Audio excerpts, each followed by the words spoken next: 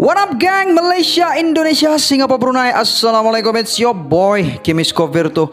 Alright, dalam video kali ini kita nak sambung lagi kupasan kita untuk chapter terakhir dalam siri fan-made manga Return to Reverie. Dalam chapter lepas, which is chapter kelima, kita didedahkan dengan pertarungan antara Dragon dengan kemampuannya mengawal angin menentang Im Sama dengan kekuatannya mengawal air. Dan kita dapat menyaksikan kekalahan Dragon di akhir chapter tersebut. Dan kita juga dapat menyaksikan kekuatan Admiral Ryukugyu yang dengan mudah mengalahkan Lindbergh dan Morley, pendedahan berkenaan Kuma yang telah kehilangan kuasa Nikyu Nomi miliknya, Sabo yang telah berjaya mengalahkan Rob Lucci dan kemudiannya dilamar oleh Admiral Fujitora untuk menyertainya dan Ryukugyu dalam organisasi mereka yang diberi nama SWORD. So, what will happen in this chapter? Aku rasa korang kena betulkan posture badan korang, ambil bantal bersandar ke apa, sebab dalam chapter kali ini mengandungi 30 muka surat. So, sit back, relax and enjoy the video. Tapi sebelum itu, kepada korang yang belum lagi subscribe channel aku harap korang dapat subscribe dan menekan bell notification supaya korang tak ketinggalan video-video dari aku. Share channel ini kepada kawan-kawan korang menerusi Facebook, Instagram dan WhatsApp supaya lebih ramai yang mengenali channel ini. Follow IG Kimis Coverto so that korang dapat update terkini dari aku. DM IG Kimis Coverto sekiranya korang nak aku promote bisnes, servis atau media sosial korang. Join grup Telegram Coverto Fleet untuk berpeluang memenangi hadiah every month. 5 pemenang akan dipilih setiap bulan. Hantarkan video anda ke email kimiscoverto@gmail.com sekiranya korang berminat untuk sertai segmen What Up Anime. Ayo jadikan channel ini setanding dengan channel-channel Tori yang ada di seluruh dunia. Say with me guys.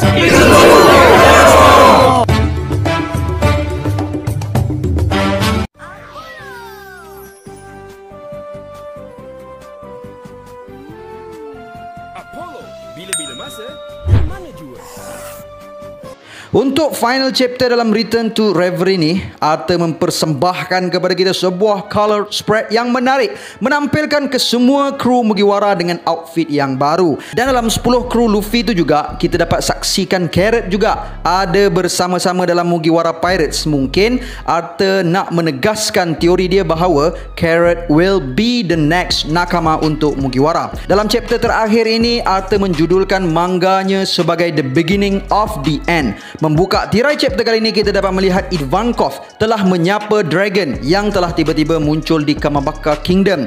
Melihatkan Ivankov di situ, Dragon menjadi terkejut dan tertanya-tanya di mana dia berada sekarang. Ivankov menyatakan kepada Dragon yang dia telah sampai ke Kamabaka dan kita dapat lihat di panel ini ada kesan tapak seperti mana yang kita tahu itu adalah kemampuan buah devil Nikyu Nomi yang kini telah dimiliki oleh Im Sama. Belo Betty dan Koala yang turut berada di situ berasa lega kerana Dragon berjaya pulang dengan selamat dan menjangkakan bahawa Kuma telah menyelamatkannya dan bertanya ehwal Sabo dan yang lain-lain.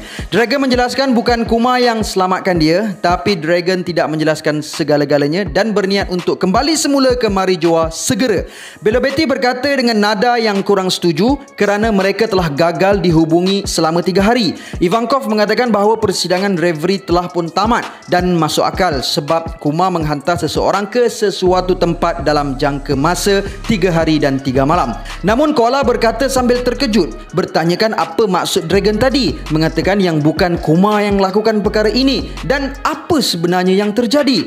Dragon bagi tahu yang dia akan ceritakan segala-galanya, namun dia perlu juga ke Marijoa semula. Namun tiba-tiba Dragon menyedari yang kuasa Devil Fruitnya telah pun lenyap. Pernyataan Dragon itu membuatkan semua yang ada di situ terperanjat besar. Kemudian scene telah beralih ke Marijoa di mana kita dapat melihat narrator mengatakan bahawa tentera-tentera Revolutionary Army telah berjaya diberkas oleh Admiral dan persidangan Reverie telah berjalan seperti biasa. Dan dari persidangan itu mereka telah bersepakat untuk mengalihkan Fishman Island ke permukaan manakala sistem Shichibukai telah berjaya dihapuskan. Setiap raja-raja yang datang telah pun pulang dengan hati mereka masing-masingnya bercampur aduk. Namun apa yang pasti, setiap dari mereka akan menjangkakan sesuatu event yang besar pasti akan berlaku, dan apa yang berlaku semasa persidangan tersebut hanyalah mukadimahnya. Kemudian kita dapat melihat keratan-keratan akhbar diagih-agihkan, dan di bahagian muka paling depan kita dapat menyaksikan berita mengenai Sabo yang telah ditangkap dan akan dieksekusi sebulan dari sekarang. Dan dalam berita itu juga kita dapat melihat bahawa Morgan mengatakan bahawa Sabo telah mencuba untuk membunuh semua Celestial Dragon dan Gorosei telah berjaya dibunuh. Dan di panel ini kita dapat melihat CP0 sedang membaca surat khabar itu dan mencemuh Morgan kerana tidak menutup berita kematian Gorosei. Lucci mengatakan dengan tersebarnya berita ini, dunia akan hilang keseimbangannya. Kaku menambah bahawa keadaan di Wano juga kurang memihak kepada mereka dan mereka juga tidak memiliki kelengkapan senjata yang cukup. Kemudian scene telah beralih ke arah Grand Line di Sabaudi Archipelago, di mana kita dapat melihat Rayleigh sedang membaca surat khabar dan mengatakan Luffy berada dalam bahaya kerana dihimpit oleh dua Yonko. Dan di panel ini Shaki telah mendedahkan bahawa memang dirinya sendiri pernah berada dalam Rocks Pirate dahulu bersama-sama Big Mom dan Kaido. Kemudian scene telah beralih ke Sakura Kingdom, di mana kita dapat melihat Dalton sedang berbual-bual dengan Lapan, iaitu seekor rabbit gergasi dan Dr. Kureha. Cuma dalam perbualan mereka bukanlah bercerita berkenaan isi surat khabar tersebut. Sebaliknya Dr. Kureha mendedahkan suatu ketika dahulu ada seseorang kliknya telah menjalankan Perennial Youth Operation kepadanya, membuatkan dia hidup abadi. Mungkin apa yang cuba disampaikan oleh Arthur adalah berkenaan buah devil Ope-Ope Nomi. Kemudian scene telah beralih ke arah kesemua Shichibukai, di mana kita dapat melihat Moria dengan wajah yang bengang mengatakan bahawa semua bounty Shichibukai kini kembali aktif. Doflamingo mengatakan yang dia tak sabar menantikan cellmate barunya. Crocodile tertanya-tanya apa misi Dragon sekarang. Boa Hancock mengarahkan supaya jangan benarkan siapa-siapa pun dari Marine masuk ke Amazon Lily. Miss Buckin mengatakan yang bounty dia juga telah diaktifkan dari masa dia bersama-sama Rocks Pirate. Manakala Buggy tertanya-tanya berapa bounty dia sekarang. Kemudian scene telah beralih ke Kuragaina Island. Di panel ini kita dapat melihat pipi Kizaru telah terluka dan berdarah. Rupa-rupanya di panel ini kita dapat melihat yang dia sedang bertarung dengan Dracula Mihawk, the legendary strongest swordman in the world. Semasa bertarung, Mihawk telah mengatakan supaya Marine perlu menghantar ketiga-tiga admiral sekiranya ingin memberkasnya.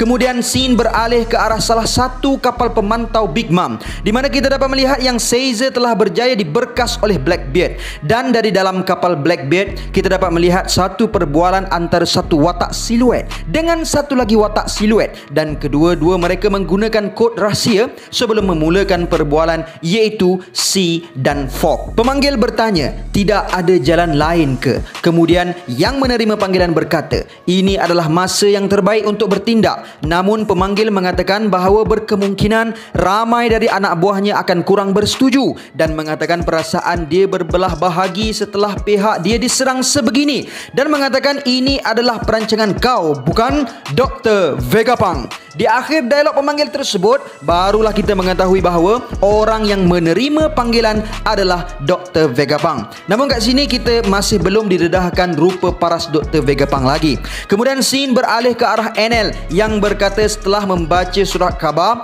kenapa dunia masih perlukan kerajaan dan raja bila doang dah ada Tuhan yang dah datang ke arah dorang. Na'udzubillah min zalik. Di panel ini kita dapat melihat wajah Enel sedikit berubah dengan misai dan janggut yang ditrim, dan bersama-sama dia ada pasukan automata. Kemudian scene telah beralih ke arah Kamabaka semula dan mereka telah berjaya menghubungi Sabo. Namun orang yang bercakap itu bukanlah Sabo, tetapi dia adalah komander untuk SWAT, dan komander SWAT itu pun menceritakan objektif penubuhan pasukannya, dan komander itu mengatakan supaya Dragon jangan khawatirkan anak-anak buahnya, cuma dia perlukan sesuatu dari Dragon sebagai pertukaran antara keselamatan anak buahnya bawahnya. Pemanggil itu, Komander SWAT itu mengatakan kepada Dragon bahawa seperti yang dia tahu, Celestial Dragon sekarang sedang menghasilkan senjata pada skala yang besar untuk mencetuskan peperangan ke atas seluruh dunia. Jadi sebagai langkah berjaga-jaga, aliansi mereka iaitu Dr. Vegapunk telah mencipta Pacifista, dan mereka yang mengawal Pacifista itu dalam keadaan tak pasti sama ada diketahui atau tidak oleh world government. Kemudian di panel ini kita dapat melihat yang Komander SWAT itu call Dragon dari dalam kapal Blackbeard, dan komander itu menyambung kata-katanya bahawa Vegapunk mendedahkan kepadanya bahawa dia sedang bekerja bersama-sama SWAT dan Revolutionary Army. Dia telah menyusun strategi ini bertahun-tahun lamanya supaya SWAT dan Revolutionary Army dapat bekerja sama pada suatu hari nanti. Kemudian komander itu menambah bahawa mereka iaitu pihak SWAT dan pihak Revolutionary mungkin memiliki fahaman yang berbeza, dan dia juga tidak dapat memaafkan tindakan Dragon. Cuma matlamat mereka adalah sama. Dan di panel ini barulah kita ketahui bahawa yang sedang menelpon Dr. Vegapunk dan Dragon sekarang ini adalah bekas Admiral Aokiji Kuzan yang sekarang telah menyandang jawatan sebagai komander untuk SWAT, dan dia juga merupakan kapten ke-10 dalam kapal Blackbeard. Dan Aokiji mengakhiri ucapannya bahawa dia inginkan pakatan bersama-sama pasukan Revolutionary Army. Kemudian scene telah beralih ke Marijoa, di mana kita dapat melihat narrator menceritakan bahawa insiden yang berlaku di Reverie itu sebenarnya belum cukup hebat lagi kerana apa yang berlaku setelah event Reverie itu lebih besar. Kemudian scene telah beralih ke arah Nefertari Cobra, di mana kita dapat melihat yang dia telah dijemput untuk menghadap Gorosei. Namun setelah dia memasuki ruangan tersebut, dia terkejut kerana di situ tidak ada Gorosei. Bahkan dia disapa oleh satu suara mengatakan bahawa Gorosei telah pun mati. Kemudian dia telah dijemput oleh Im Sama sendiri untuk menghadap. Mendengarkan bahawa Gorosei telah mati, Cobra menjadi terkejut dan tertanya-tanya bagaimana mereka boleh mati dan siapa Im Sama. Im Sama mengatakan bahawa kematian mereka itu amatlah unfortunate. Cuma semasa mereka memimpin dunia, sebenarnya mereka hanya bertindak sebagai wakilnya sahaja. Kemudian Im Sama bertanya kepada Cobra apa yang dia inginkan, dan Im Sama juga menginginkan sesuatu dari Cobra. Cobra mengatakan hasratnya untuk mengetahui apa itu Void Century. Kemudian Im Sama pun menerangkan tentang segala-galanya. The Void Century adalah berkisar tentang sebuah kisah sebuah Great Kingdom, sebuah negara yang diimpi-impikan seluruh dunia yang terletak di penghujung Grand Line. Pengaruh kerajaan tersebut tersebar ke seluruh dunia, namun rajanya, Joy Boy, langsung tidak berhasrat untuk menakluk seluruh dunia. Joy Boy memperolehi sejenis haki yang luar biasa, yang mana dia mampu untuk berkomunikasi dengan seluruh makhluk. Dia telah menggunakan kuasanya supaya segala makhluk di dunia ini dapat hidup dengan damainya. Namun ideologinya untuk berkongsi dan hidup sama rata tidak dipersetujui oleh semua orang. Ramai manusia yang memandang makhluk lain sebagai haiwan buas. Kepada manusia-manusia yang lain adalah menjadi tradisi mereka untuk menganggap bangsa selain mereka adalah rendah darjatnya. Namun Joy Boy ingin mencipta sebuah dunia yang bakal menghentikan diskriminasi ini. Impiannya adalah supaya seluruh bangsa dapat hidup bersama-sama di bawah satu mentari. Kebanyakan negara yang menyokongnya akan memakai tanda matahari sebagai bukti aliansi mereka. Joy Boy kemudiannya mengikat satu janji di mana dia suatu hari nanti akan membawa mereka ke arah dawn of the world. Namun tanpa diduga, Joy Boy telah dikhianati oleh isterinya sendiri yang bernama Umi. Isterinya tidak bersetuju dengan ideologi Joy Boy dan merasakan bahawa dunia ini sepatutnya dipimpin oleh hanya seorang yang kuat. Dia merasakan bahawa dirinya lah yang layak untuk menjadi raja di dunia ini. Bagi merealisasikan impiannya, dia telah mewujudkan sebuah kuasa besar yang bakal memberikan kuasa yang mampu merubah genetik seseorang. Dialah peneraju dan insan yang menciptakan segala buah devil. Walau bagaimanapun, Umi memberikan Joy Boy peluang untuk memerintah bersama-samanya dengan menawarkan Joy Boy Devil Fruit untuk dijamah bersama. Joy Boy telah menolaknya, namun desakan kuasa pada buah devil tersebut terlalu kuat, membuatkan Umi telah memakan buah devil itu dan telah menukarnya menjadi Sea Devil.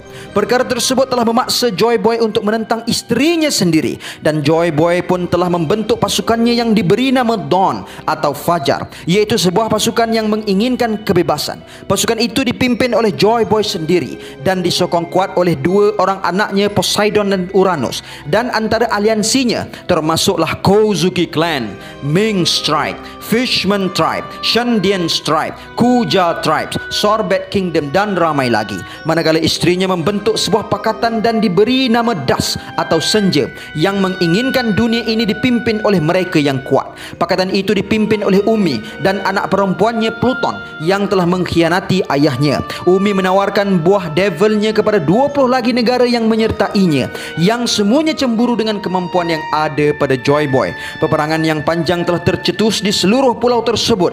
Joy Boy dan Umi telah bertarung sehingga kedua-duanya tercedera dengan parahnya.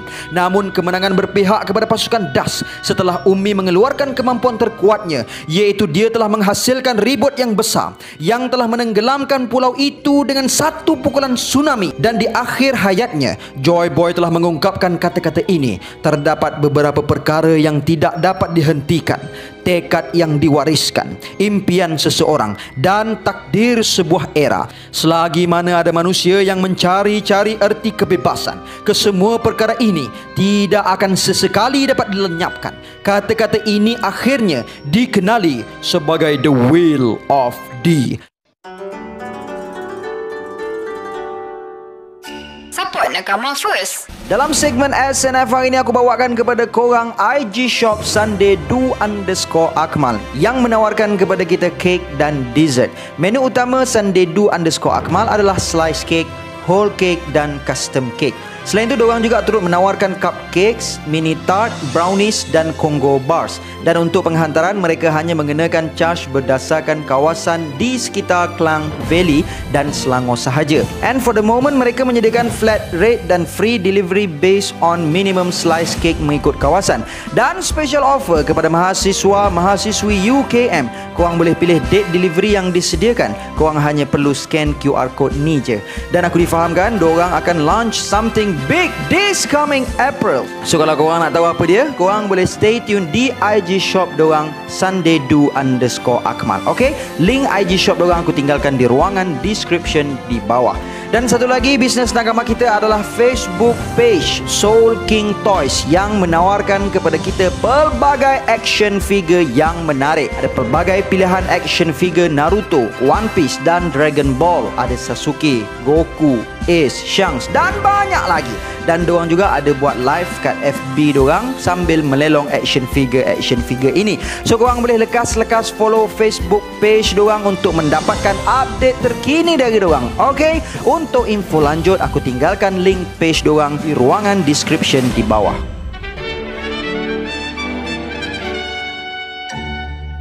Ia adalah sebuah ramalan.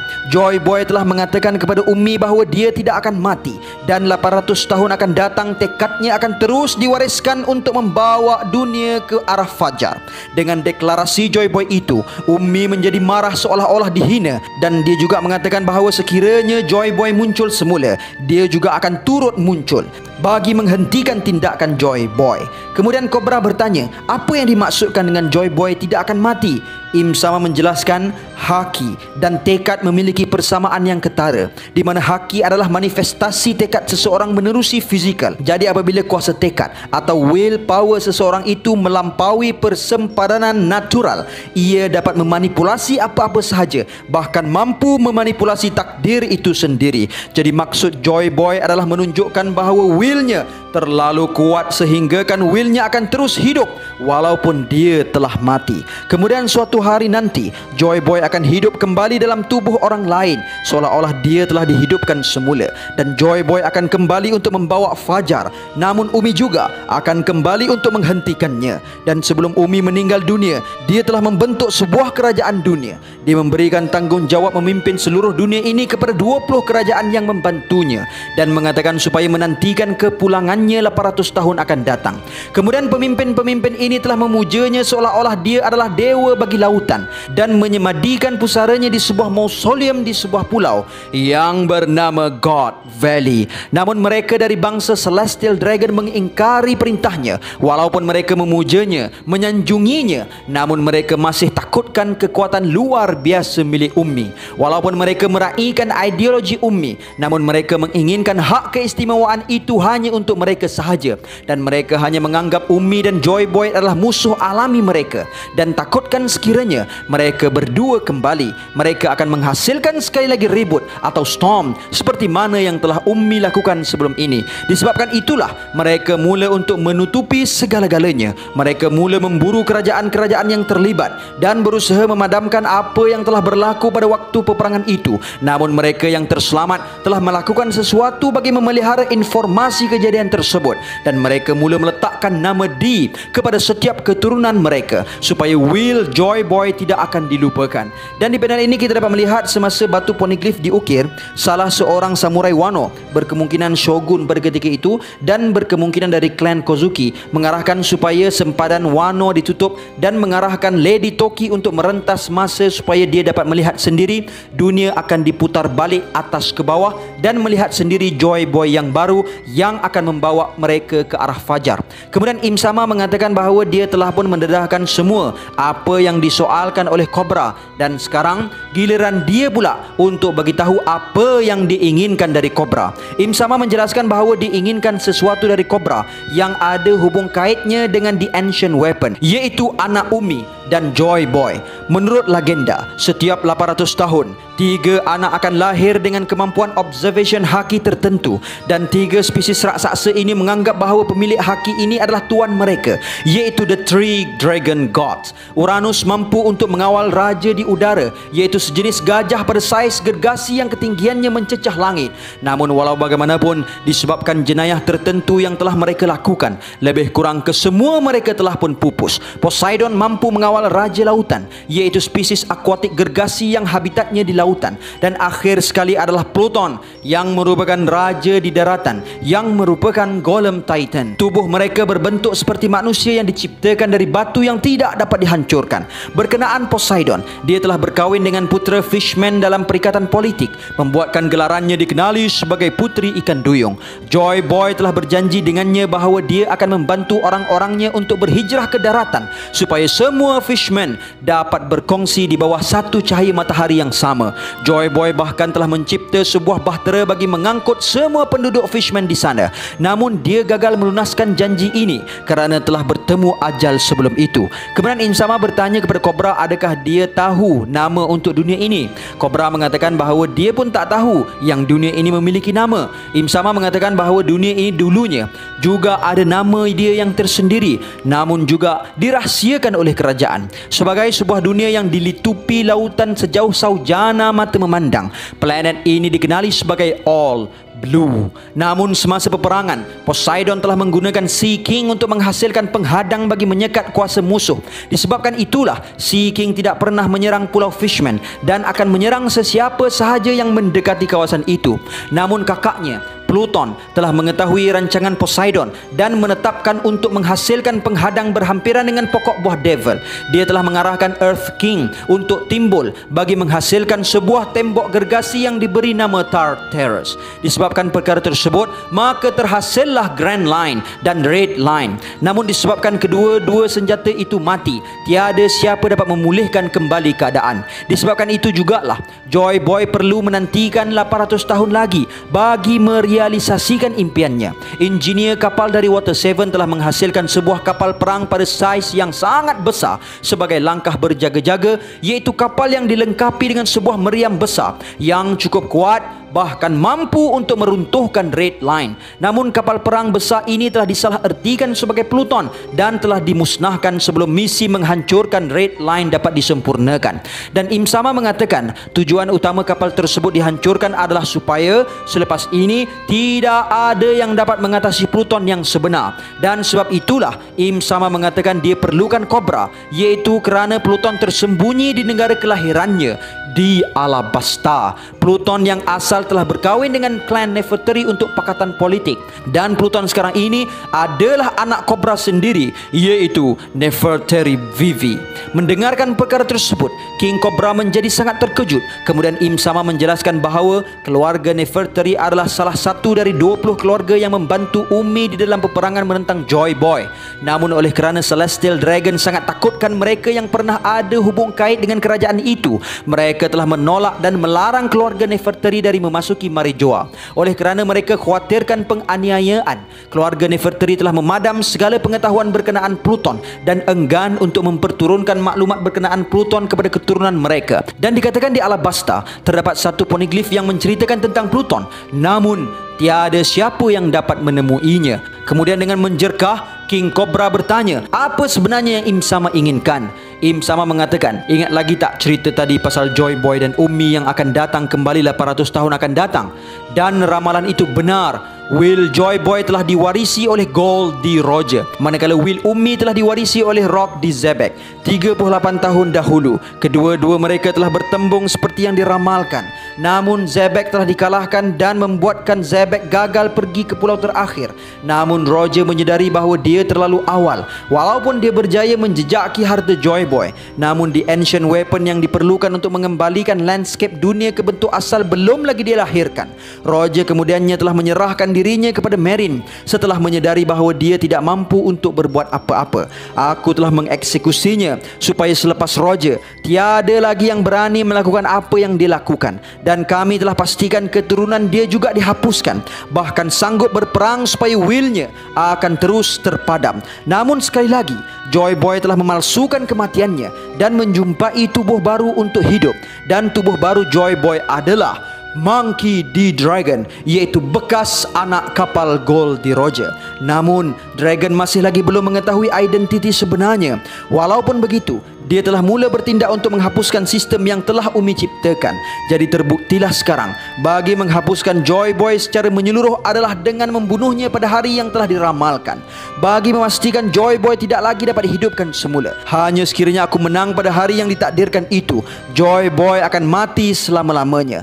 Dan ada sesuatu yang Joy Boy tidak dapat jangkakan. Walaupun kalah, Zebek masih berjaya masuk ke makam Umi dan mengambil buah devil Umi, iaitu buah devil yang mampu mengambil buah devil orang lain, iaitu buah devil Mizu Nomi. Setelah kekalahannya, Zebek telah menggunakan kemampuannya untuk menenggelamkan pulau God Valley untuk membenarkan dia untuk lari dari situ.